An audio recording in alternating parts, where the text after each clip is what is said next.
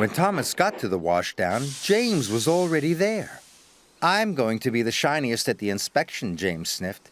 "There's no point in you even being there." This made Thomas cross. He wanted to win first prize more than ever. But James's red coat did look very shiny. "I hope my blue coat can look as shiny as James," Thomas puffed to himself. And he steamed back to the docks.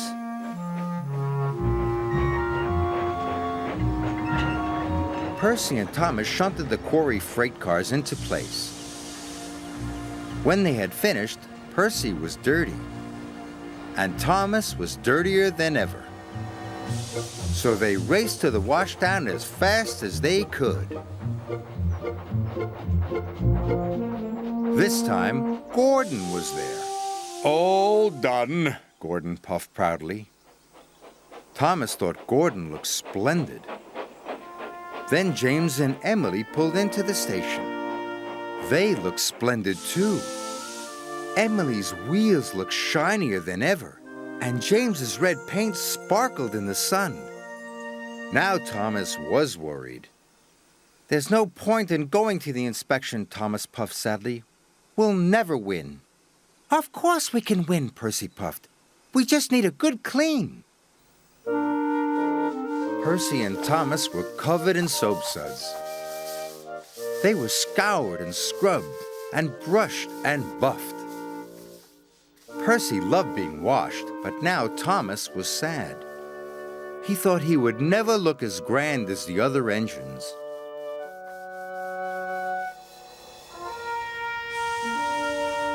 James, Emily, and Gordon were waiting for the railway inspector.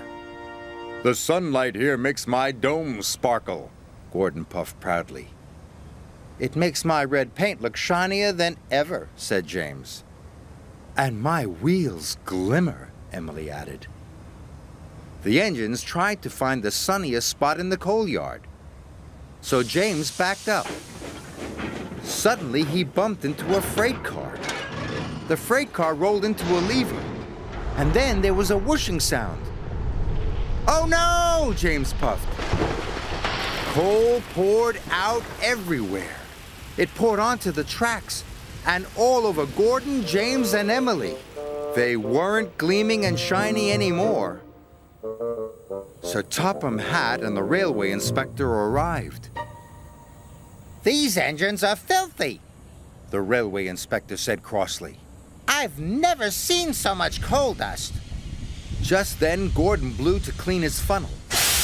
Coal dust shot into the air.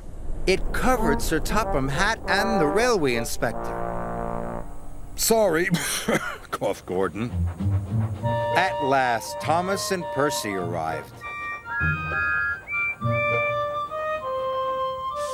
When the railway inspector saw Thomas and Percy, he was delighted. "You two are just what engines should look like," he said.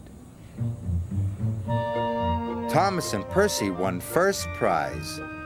The railway inspector gave them each a special rosette.